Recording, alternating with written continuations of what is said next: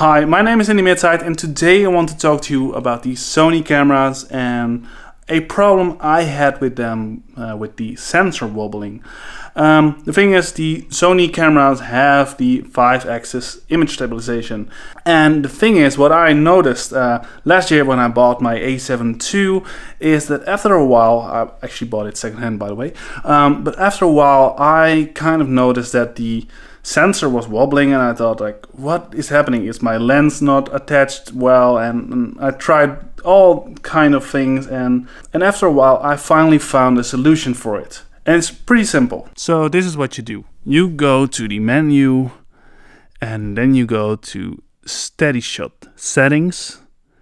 There you have, normally it's set to auto, but you want to go and change it to manual.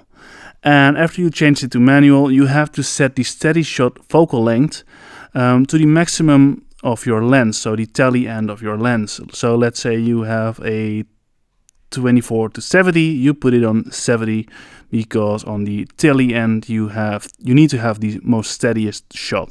So that's actually it. So the only thing you have to remember is that if you change lenses, let's say you go to a 16 to 35, you have to change the steady shot focal length to 35. Not all focal lengths are in here, probably, but you can choose the closest to it.